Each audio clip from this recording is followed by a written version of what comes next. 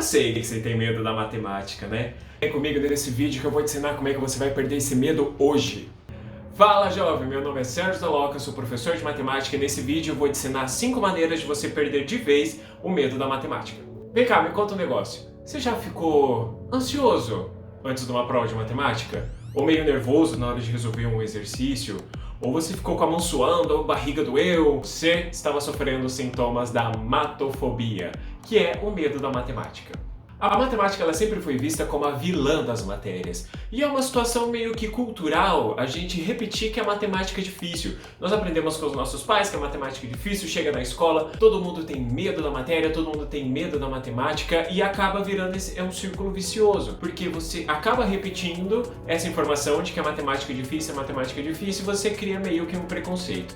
E infelizmente isso acaba sendo reforçado ao longo dos nossos estágios na escola. Por quê? Inicialmente, quando nós começamos a ter o contato com a matemática, as professoras elas costumam ser pedagogas e elas costumam ter mais facilidade na área de humanas. O que acontece? A gente tem 3 grandes baques na matemática ao longo da nossa vida escolar. A primeira delas é a tabuada, aquele monte de número, aquele monte de multiplicação e o aluno acaba não entendendo porque que ele precisa aprender tudo aquilo e infelizmente muitas vezes a tabuada ela é dada como um castigo. Eu mesmo, a minha professora da 3ª série, ela dava tabuada como castigo. Toda vez que você fazia alguma coisa de ruim, você tinha que levar para casa uma folha e trazer ela completa com a tabuada do 1 ao 9.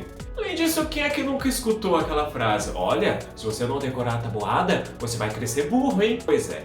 Tudo isso acaba trazendo informações negativas sobre a matemática. O segundo grande baque é a questão das frações. Bota um número em cima do outro, o aluno acaba não entendendo e tem procedimentos de soma e subtração diferentes e multiplica de um jeito diferente do número comum e vira um grande embaralhamento na cabeça do aluno e ele não entende mais nada. E por fim, que é o que todo mundo tem medo, é quando entra o X. Mas Sérgio, tava até agora a questão dos números. Como que agora eu vou ter uma letra? Pois é. Botar uma letra lá. Essa letra significa muita coisa, mas infelizmente muita gente fica com medo, fica com receio e acha que não consegue resolver aquilo. Mas calma, é uma sequência de coisas, você acaba não aprendendo coisas antes e como a matemática ela é cumulativa, ou seja, o que você aprende hoje depende do que você aprendeu ontem, aquilo vai se desenrolando e a hora que chega você fala: meu Deus, tô com vontade de chorar em posição fetal. Pensando sistematicamente, a matemática pode ser entendida como um outro alfabeto.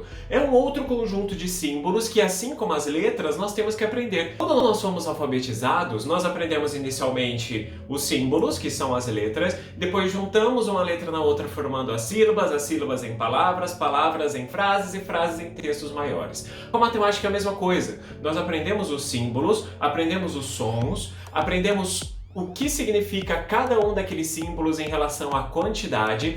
Depois disso a gente começa a escrevê-los em pequenas contas, essas pequenas contas se transformam em contas maiores, até equações mais complexas que a gente acaba resolvendo.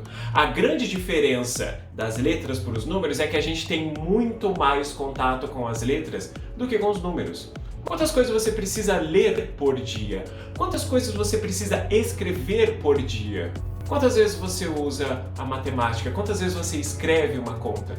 Dá para contar nos dedos de uma mão. É essa a diferença. A gente tem muito mais contato com as palavras e menos contato com as letras e com as contas. Você não tendo esse contato diário, você acaba esquecendo as regras, você acaba tendo uma certa aversão, porque você não vê isso todos os dias. Mas Sérgio, tem uma solução? Tem. Calma. Começam aqui os 5 passos. O primeiro deles é: respeite o seu tempo. As pessoas aprendem e assimilam as coisas em velocidades diferentes.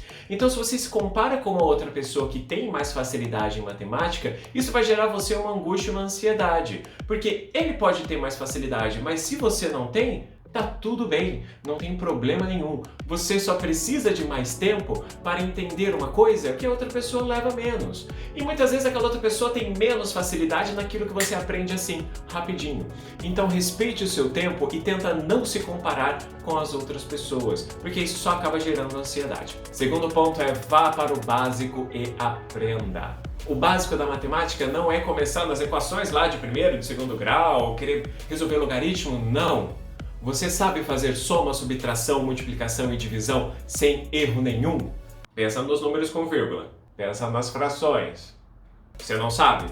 Pois bem, volte e aprenda do básico. A matemática ela é cumulativa, então você precisa passar nos estágios iniciais primeiro para depois conseguir fazer os estágios posteriores. Terceiro passo, aprenda com quem sabe ensinar. Mas Sérgio, eu não gosto do jeito que o meu professor aprende. Quem é que disse que você precisa aprender com ele? Ah, pá! Hoje com o advento da internet, você tem uma infinidade de sites, de blogs, de vídeos no YouTube ensinando matemática. Pois então, se você não consegue ou não tem afinidade com um professor que explica para você em sala de aula, aprenda na internet. Busque vídeos, busque sites, busque blogs que te ensinam a como resolver os problemas matemáticos. Quarta dica, ajuste e organize o seu cronograma de estudos. Você identificar as suas dificuldades e colocar elas em um cronograma diminui um pouco a sua ansiedade porque você sabe o passo a passo das coisas que você precisa fazer,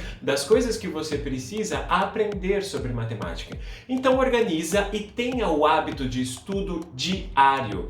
Nós precisamos de contato com os números diariamente. Então, construa o seu cronograma, siga o seu cronograma, veja as suas dificuldades e assim você vai conseguir ter mais êxito nos seus estudos. Quinto passo, observe a matemática no seu dia a dia. Mas Sérgio, como é que eu vou observar a matemática no meu dia a dia? Você tá ficando louco? Não tô. Sabe como eu faço? Eu vou ao supermercado, por exemplo, eu olho lá as embalagens dos produtos e eu fico somando mentalmente quanto daria se eu comprasse 1, 2, 3 ou 10 daqueles produtos. E mais, a gente anda na rua, a rua tá cheia de, por exemplo, figuras geométricas. A hora que eu olho, por exemplo, um outdoor, eu vejo, aquele outdoor é retangular. Tem ângulos de 90 graus. A soma dos ângulos internos de uma figura com 4 lados é sempre 360 graus. Pô, você consegue embutir as coisas que você aprendeu estudando no seu dia a dia. Assim a matemática fica com você todos os dias, a todos os momentos. Você não precisa vir falar para todo mundo que está fazendo isso porque vão te chamar de louco. Calma, faz para você. E agora, jovem? Vem o bônus! Eu falei que eram 5 dicas, mas na verdade são 6. A última dica é, se inscreva nesse canal, deixa o seu joinha se você gostou desse vídeo e ativa o sininho para receber as novidades dos vídeos sobre matemática que eu vou postar aqui. E me conta aqui nos comentários se você já passou por alguma situação traumática em matemática. Os números são complicados para você? Eu te ajudo a descomplicar. Te espero no próximo vídeo e tchau!